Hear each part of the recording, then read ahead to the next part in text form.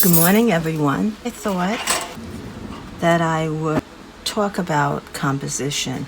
And basically, composition is the first thing I think of. I'm showing you this paper, and I think the holder for the paper is where you could see the Toscana Aquarella. It's just what I happen to have. They give you the size chart that they have available for them. And I think it's in several languages in the back. I'd have to look up close to see. So I just have this different size paper, and my goal is to use what I have available. I will be ordering supplies, but I've been using the same size paper for a few days, kind of finishing this up, and I may set some aside because I have another idea going on in my head, and I may want this size paper for that project. And of course, this could be cut down. But composition, this is very simple, but if you think of we all take photos, and if you think of the viewfinder and an old-fashioned camera where you actually use a viewfinder, because even the standard cameras other than our phones have the screen, many of them have a screen to look at. But if you think of just looking through the viewfinder on a traditional camera, and I use different color paper. I bought this a while back, index cards with different color. You can cut a hole in an index card, and I like the index. This is very simple, but I like the index card. You may want to go with a more neutral color. You know, people use gray. You could use like a light blue or white, just a white card or any cardboard.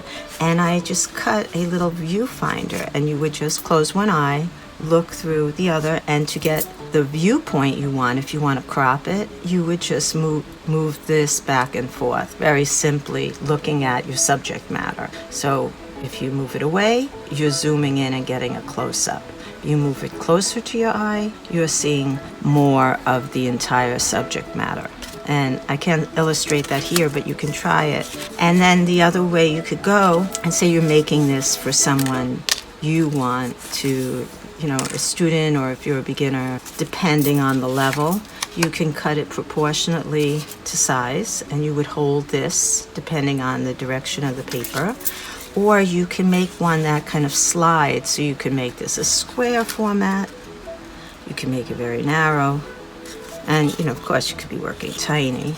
You can make it bigger, and I would go about there for the size paper I have. It's a little narrow, and then you can paper clip it. You could use smaller paper clips, but again, I'm using what I have and what I found. And I don't usually do this. I'm just I'm not saying it's right or wrong, but I just kind of sit down and eyeball and start what I'm going to be doing. But it's a good way to kind of say, what am I going to get on my page, and where am I going to put this on my page in relation to the size of whether it's your canvas, whether it's a drawing paper, whatever you're going to do. So again, closer it is to your eye, the more you're going to see. Further away you hold back your arm, think of your arm reaching forward away from you, you're going to get a close-up, and I can just look at my strawberries, the top of the watermelon, focus in on the peaches. And so that would depend also on the size the objects are going to be drawn on your page.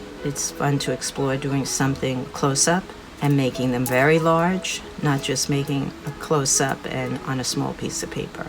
If you have any questions about that, you can ask me. But I just wanted to say, using a viewfinder, and just think of it as a camera that you could zoom in on and away from. I'm going to put these to the side. I'm actually going to use one today, and I mentioned when I work with my students that if we were working on a still life and we were going to go back to it, we had a digital camera, and we would make references and take pictures from different angles, because students would sit around it at different sides of the room. It was fun and got everyone involved. So, all right, so I'm going to start.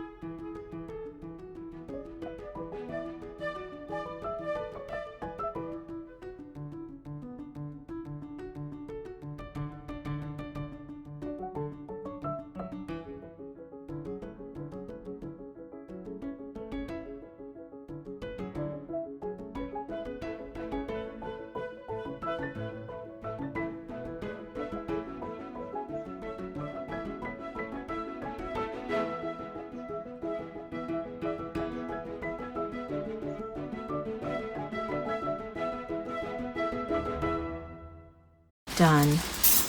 You can find these on my Shopify.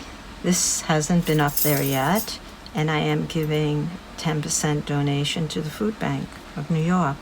Stay safe, enjoy, and eat healthy. Have a great day.